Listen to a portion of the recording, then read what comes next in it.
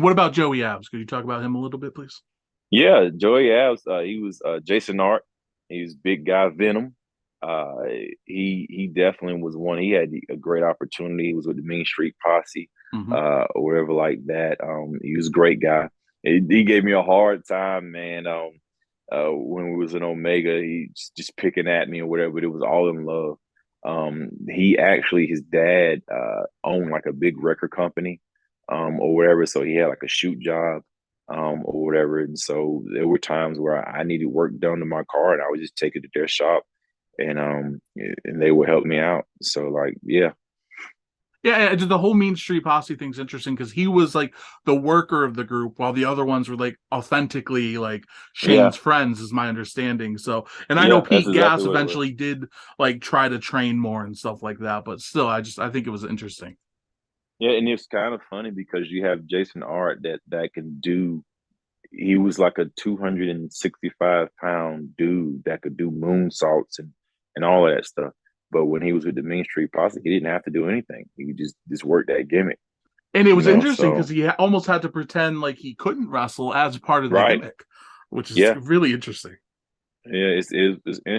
Interesting and frustrating too, especially when if the crowd isn't really getting behind you because they're like, "Oh, these guys can't wrestle," but you actually can. You know what I'm saying? Yeah, and you can't Uh, just suddenly start doing it, you know. and you can't overnight. Oh, now I'm a great wrestler. Like you know what I'm saying?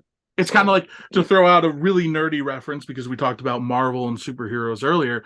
Spider-Man once said, once he got his powers, he couldn't start playing football because he couldn't when he was in high school because he couldn't before. So if he started doing it now, people would be like, "How are you suddenly athletic and good at football?" And it's kind of the yeah, same. So there's another parallel. yeah, and that's kind of my it's been my thing. I guess my thorn in the side with pro wrestling, because I'm versatile.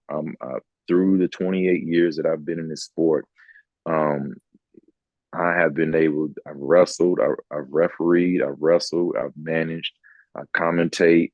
I produce. Um, I can do. I can literally do it all.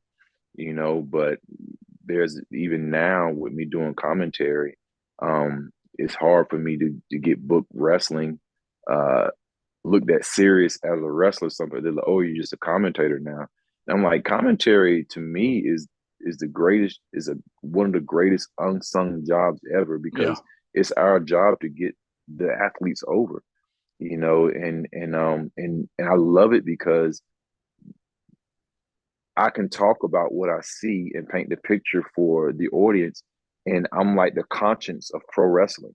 I'm your conscience, and I got into commentary kind of it was a blessing, but then my frustration is what kept me there because I had been places where I would wrestle and I would get the DVD or the CD or whatever and look forward to see my match and the commentators are talking about anything but what's going on inside the ring.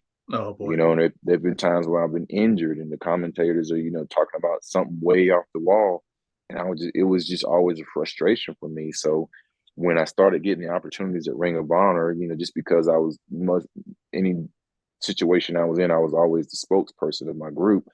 There's times you're feuding with somebody, you're sitting there doing commentary.